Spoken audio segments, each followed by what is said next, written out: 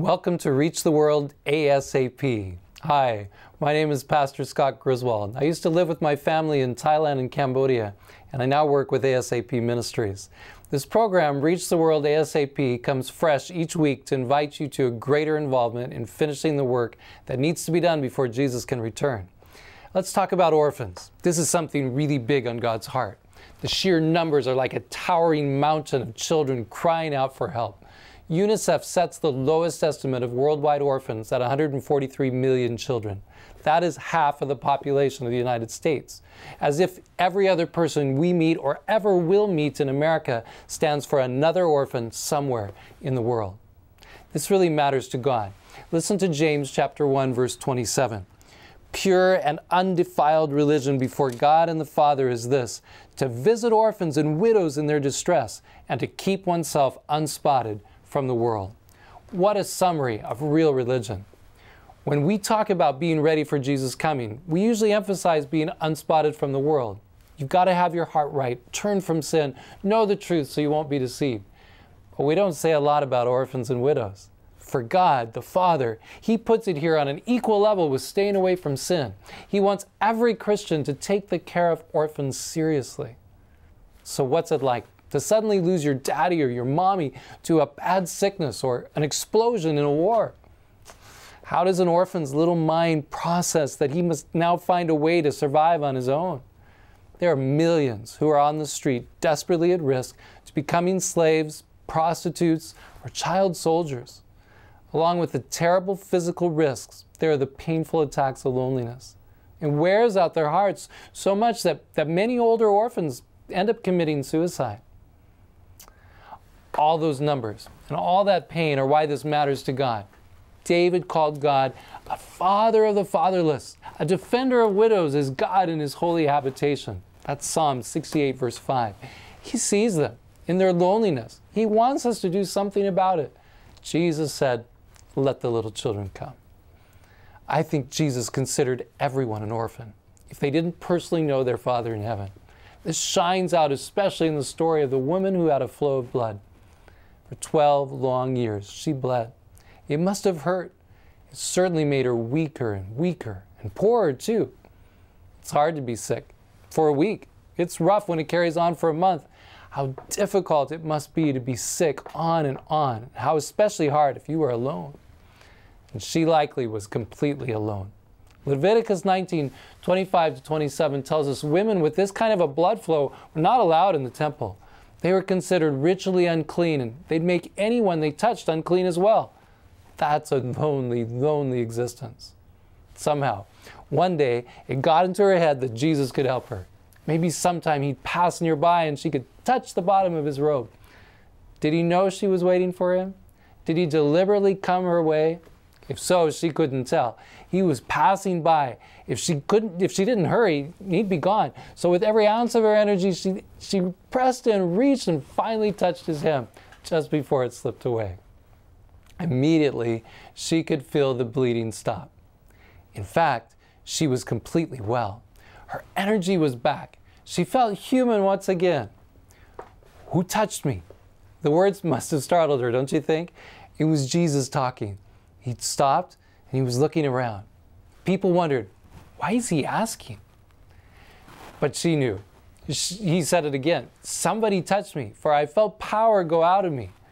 Oh, there was no hiding now. He was looking right at her.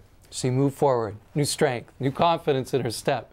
She told just why she touched Him and how she'd been instantly healed. Her joy was unstoppable. And then Jesus said those words. Words I'm sure she hadn't heard in years. Daughter, daughter, be of good cheer. Your faith has made you well. Luke 8:48. He called this older lady daughter. He made her part of His family just like that. He took her in when she was bleeding and unclean. And she was an orphan no more. God in heaven loved her and would be her father forever. Have you experienced such an adoption? In your loneliness and pain, has God swooped you into His arms and called you daughter? Has He said, "You are my son"? Jesus died to take away the sin that separates us from our Father. Listen to how Romans 8, verse 15 says it. You did not receive the spirit of bondage again to fear. but you received the spirit of adoption, by whom we cry out, Abba, Father. What a privilege. I have to tell you about an orphan who lived in absolute bondage to fear. 7-year-old Rota lived in Cambodia. One day his mom called him, Rota, go get some soy sauce from the neighbor. Todd jumped up from where he was playing. His mother was a sweet lady. She'd been through so much. Her soldier husband had left her when Todd was little, and now she was married to a man who was a drunk and a gambler. Todd grabbed the money she was holding and ran out the door. The sky looked bad. Todd pushed against the wind till he arrived at the neighbor's shack. She had a little market of chips and peanuts and tiny bags of laundry soap, cigarettes, and soy sauce swinging in the wind. He grabbed what he needed, gave her the money, and turned to race home. At that very moment, a huge bolt of lightning broke through the sky and smashed into his house. He just sat there. He couldn't move for a long moment, and then he ran to see what had happened. As he went into the house, he saw that his mother had been struck. She was dead. No, she can't be dead. And she was. Within hours, the stepfather and the neighbors had prepared a cheap funeral. Rota's heart was broken. Nobody cared. In fact, by the next day, the stepfather had arranged to pay off his gambling debts by selling Todd to a total stranger. He was so scared, and angry too. Almost immediately, Rota began to think of a way to escape. His little mind hit on an idea. He would slip away, go to the big city of Phnom Penh, and find his uncle. He raced to where the boat sailed across the inlet, searched for somebody with a kind face. A lady agreed to help him get there. After a bumpy ride that made him seasick and a crowded trip in a dusty taxi, he was finally at the big city. Could he remember the way? What a relief. He found the townhouse, knocked, and called out for his uncle. A stranger came to the door. Your uncle doesn't live here anymore. I don't know where he's gone. Go on with you. He slammed the door. So there Rota just sat. Felt so utterly alone, completely dejected. A little 7-year-old with no place to go and nobody with him in a city of more than 1 million. Finally, he just started wandering. Soon 2 or 3 boys approached him. What you doing? Where you going? He was pretty scared to answer them. Don't be afraid. You look lost and we know a good place where you can get sleep and get some food. You just have to work a little every day. Come on, we'll take you there. So Todd decided to follow them. A little bit relieved, a little bit scared. It did feel good to have somewhere to go. And the boys seemed nice enough. So that night he fell asleep wondering what it was going to be like to work for a man who made his living by using orphans and street children to sell water, banana fritters, and other goodies. Even though it was hot work, walking with a basket on his head all day, Todd thought, this isn't too bad. That is until he drank some of the water he was supposed to sell and got a beating for not bringing home the full amount of money. That felt awful, like being with his stepfather again. He decided to run away. The next day he watched for his chance. Out he slipped. Somebody saw and told. Soon the owner caught him and beat him. The next day Todd tried to escape again. A man caught him a second time and beat him again. After that, Todd waited more carefully. Finally, one afternoon, the owner sent him out to call his own son from playing video games. Todd often watched this spoiled boy go off to school. I wish that was me. He wanted to hold a pencil and paper in his hand so badly. He wanted to learn to read and write. Maybe this is my chance. They'll expect him to be slow to leave his games and come. He walked by to make sure the boy was playing. Then cautiously Todd snuck across the main highway. Suddenly he felt a hand on his shoulder. He looked up to see one of the bigger boys from the house. Don't worry, I won't take you back. I know you really want to get away and I have the perfect house for you to hide in. Follow me. Todd was so relieved. The boy took him to meet a very wrinkled and toothless grandma lady. She seemed kind. Still shaking, still unsure, Rota sat on her short bamboo bed. Suddenly he heard the owner shouting, "Where's my naughty son? Where's he hiding now?" Naughty son, nothing. Quickly the grandma lady grabbed Todd, pushed him under the bed, covered him with boxes and old bedding. He lay there just shaking.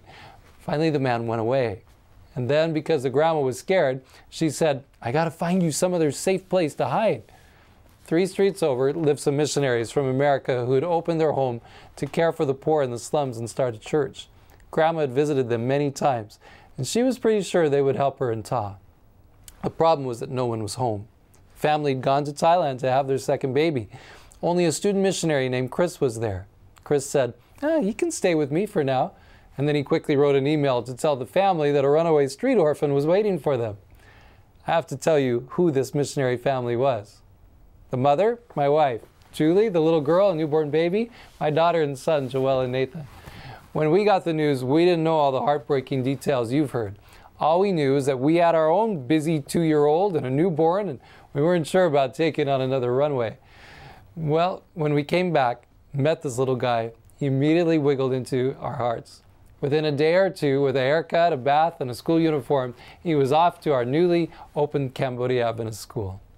You can hardly imagine his excitement as he showed us his first paper written in Cambodian. He sang choir songs off tune at the top of his lungs and was thrilled to use crayon, glue, and scissors for the first time. Ta became our boy. He was an orphan no more. He called us Dad and Mom. Our own children became his new brothers and sisters. And Ta became quite a musician, artist, mechanic, and well, there's so much more I could tell you about the rest of his life, but it'll have to wait to another time. Most importantly, Rota learned a whole lot about the God who is a father to the fatherless. He knows God is the one who was watching and leading him all those times he felt so utterly alone. Now back to us. God is getting a people ready for Jesus' soon return. The Bible says in Revelation 14 that there will be a group of people called the 144,000 who have their Father's name on their forehead. Maybe that's because he's adopted them and written, "They belong to me." Surely it also means that they have their Father's heart, his character in their foreheads, their hearts and minds. That would include a father's heart for orphans. Part of getting ready for Jesus' coming is receiving his love in this area and acting on it. So what are you going to take away from our time together today? Is there something our Father is calling you to do that will lead to your own special stories of God's love and orphans? You could start by praying. Let the fact that every other person you see represents one of those 143 or more million orphans motivate you to earnestly plead for God to raise up fathers and mothers, brothers and sisters to care for those in desperate need. Or how about actually adopting an orphan? Or you could get involved in foster care. Is God asking you specifically today to use that extra room in your house for someone in need? Maybe he's even asking you to change jobs.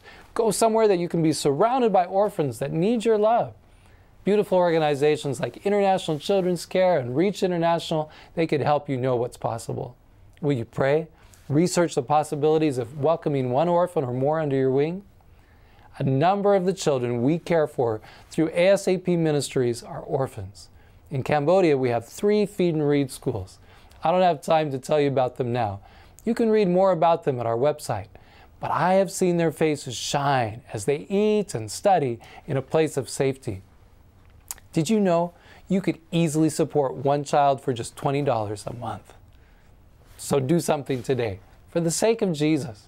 As we get ready for Jesus' return, caring for orphans matters. Let's reach the world ASAP.